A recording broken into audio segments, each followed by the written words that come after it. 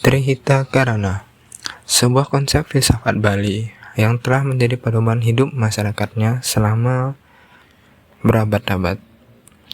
Lebih dari sekadar ajaran spiritual, Trihita Karana adalah prinsip harmoni yang mencakup hubungan manusia dengan Tuhan, manusia dengan sesama, dan manusia dengan alam.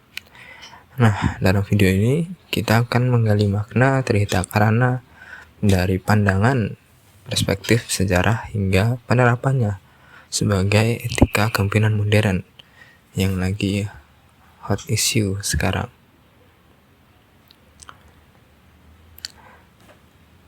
Trihita Karana berasal dari bahasa Sanskerta dan Bali. Tri berarti 3, hita berarti kebahagiaan atau kesejahteraan, dan karana berarti penyebab. Secara harfiah, Trihita Karana berarti 3 penyebab kesejahteraan. Konsep ini berakar dari ajaran Hindu Bali yang mengutamakan keseimbangan antara 3 elemen penting dalam kehidupan. Yang pertama parahyangan, yaitu yang berarti hubungan harmonis antara manusia dengan Tuhan, diwujudkan melalui upacara, doa, dan kehidupan spiritual, kegiatan spiritual lainnya. Pawongan, hubungan harmonis antara manusia dengan sesama yang mencerminkan pentingnya solidaritas dan gotong royong dalam masyarakat. Yang ketiga, palemahan, hubungan harmonis antara manusia dan lingkungannya yang menegaskan pentingnya menjaga kelestarian alam.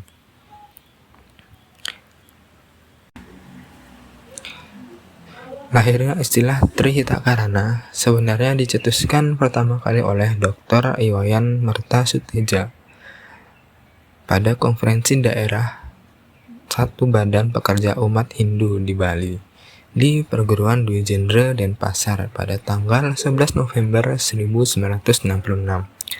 Konferensi itu dilaksanakan berdasarkan kesadaran umat Hindu akan dharmanya untuk berpartisipasi dalam pembangunan bangsa guna mewujudkan masyarakat sejahtera, adil, dan makmur berdasarkan Pancasila.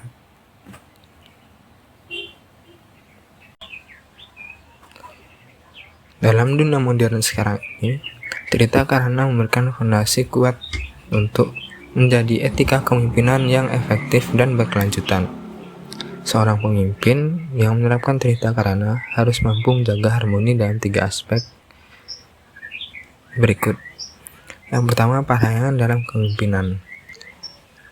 Menjadi pemimpin tentunya harus memiliki integritas dan kedekatan spiritual dengan Tuhan. Nilai-nilai religius dan etis menjadi panduan dalam setiap pengambilan keputusan dan bertindak.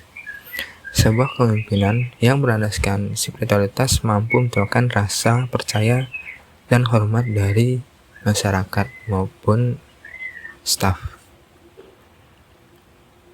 Yang kedua, pawongan dalam kepemimpinan. Seorang pemimpin harus peduli terhadap kesejahteraan orang-orang yang dipimpinnya. Komunikasi, empati, dan rasa keadilan adalah kunci untuk menciptakan hubungan harmonis dengan tim atau masyarakat. Dalam konteks ini, pemimpin berperan sebagai jembatan atau fasilitator, bukan sebagai penguasa atau bos. Yang ketiga, palemahan dalam kepemimpinan. Pemimpin harus memperhatikan keberlanjutan lingkungan. Keputusan yang diambil harus mempertimbangkan dampaknya bagi alam, baik jangka pendek maupun jangka panjangnya. Di era perubahan iklim ini, pemimpin yang peduli terhadap lingkungan adalah pemimpin yang visioner. Di Bali, banyak pemimpin lokal yang telah menerapkan Trihita Karana dalam kepemimpinan mereka. Misalnya, pengembangan desa wisata berbasis budaya, pelestarian adat, dan pelibatan masyarakat dalam pengelolaan lingkungan. Pendekatan ini tidak hanya menjaga keharmonisan, tapi juga menciptakan dampak ekonomi yang positif seperti yang terjadi di desa Penglipuran, Bali.